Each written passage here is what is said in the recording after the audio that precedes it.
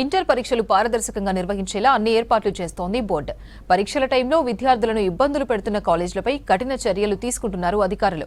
Practical పరీక్షల్లో ఇష్టారాజ్యంగా మార్కులు వేసే కార్పొరేట్, ప్రైవేట్ కాలేజీల ఆటలకు చెక్ పెడుతున్నారు. కాలేజీల ల్యాబ్స్ లో ఏం జరుగుతుందో నేరుగా ఇంటర్ బోర్డు ఆఫీస్ నుంచి చూసేలా అధికారులు పగడ్బందీ చర్యలు చేపట్టారు. రాష్ట్రంలో ఇంటర్ ప్రాక్టికల్ ఎగ్జామ్స్ జరుగుతున్నాయి. ఈ నెల 2 నుంచి ఇంటర్ ప్రాక్టికల్ పరీక్షలు ప్రారంభమయ్యాయి. ఉదయం 7 గంటల నుంచి సాయంత్రం 5 గంటల వరకు ఇంటర్ బోర్డు ద్వారా నిరంతరం పర్యవేక్షిస్తున్నారు ఇంటర్ బోర్డు అధికారులు. గతేడాది సర్కార్ జూనియర్ కాలేజీలతో పాటు కొన్ని ప్రైవేట్ కాలేజీల్లో కెమెరాలను మాత్రమే బోర్డుకు అనుసంధానించారు. ఈసారి అన్ని ప్రైవేట్ కాలేజీలను కూడా దీని పరిధిలోకి తెచ్చారు. దీంతో పరీక్షల టైం ఎక్కడైనా మాస్ కాపీయింగ్ జరిగినా, నిబంధనలు ఉల్లంఘించినా క్షణాల్లో తెలుస్తుంది.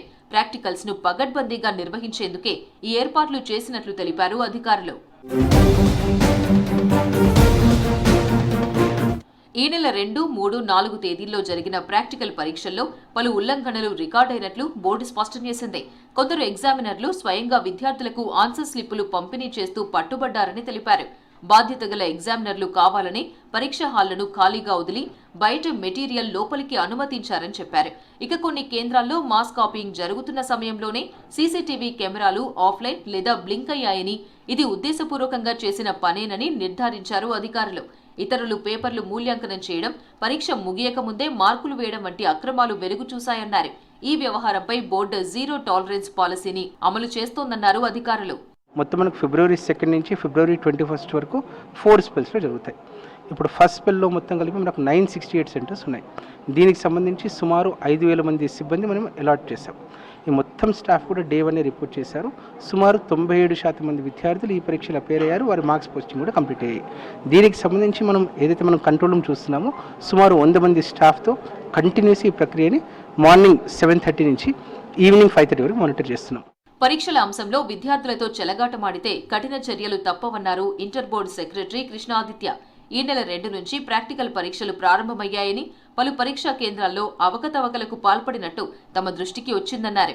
ప్రాక్టికల్ పరీక్షల్లో మాస్ కాపీయింగ్ కు పాల్పడ్డ 5 కాలేజీలు, 35 మంది ఇన్విజిలేటర్లను సస్పెండ్ చేశామన్నారు.